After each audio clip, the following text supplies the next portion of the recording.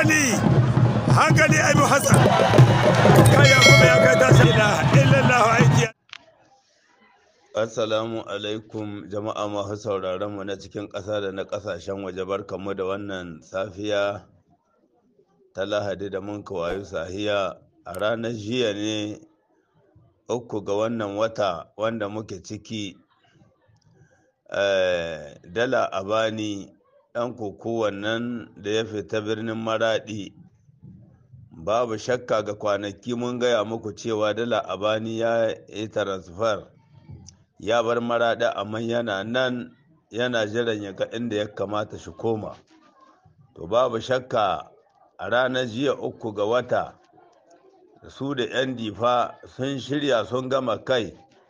Babu shakka Dala Abani da shi da Malam Kyale Umbuwa sun tabbata cewa sun koma birnin difa. Abinda muke fata ga Allah, ga dukkan wanda ke sauraron mu, shina fatan wannan komawa da sun kai birnin difa ta zane musu alheri.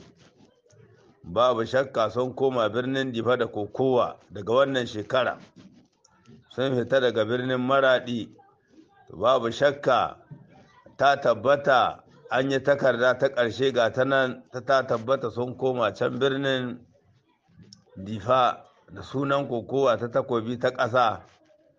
Dalilin haka muke tabbatar san muku wannan labari a yau 4 ga wata. Babu shakka ranar 3 ga wata suka yi sinyan takarda da Malam Kyale Umbuwa da Amali mai tahiyar ƙasaita raƙumi gabanka da ƙarhi Dala Abani. Babu shakka difa ta samu baƙi, 'yan gida sun komo. To ana fatan Ubangiji Allah, gwani farjidan gwani, muna maka barka da kuma waɗannan mazaizai. Ubangiji Allah shi kama musu, kuma Allah ya sa koma su za ta za amfani ga difa. Allah ya tabbatar da takobi gare su saboda su samu su shiga da ƙafar dama a cikin wannan lokaci da ake ciki.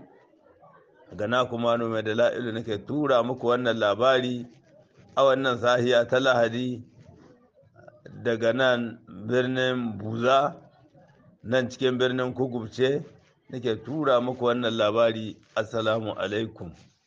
Assalamu alaikum. Malam mai dala'ilu ya ne da dama ya kake ya jiki komi daidai to ya kyau masha Allah. To kwanakin baya dai mutane suna ta cewa mun koma difa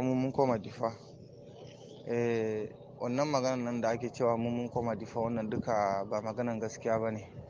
Amma ga takardun nan wanda muka yi, ga takardu wanda muka yi sinye insha Allah da wanda ya kowa ma fadin duniya duk wanda ya ga wannan takardan ya karanta ya gani insha Allah. Jiya muna 3 ga watan nan wanda muke ciki shine muka yi sinye muka koma difa insha Allah.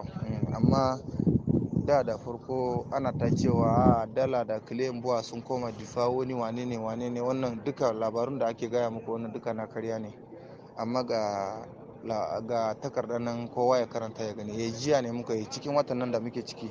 Jiya muna 3 ga watan nan ne muka rubuta insha Allah. Kowa ya gani insha Allah.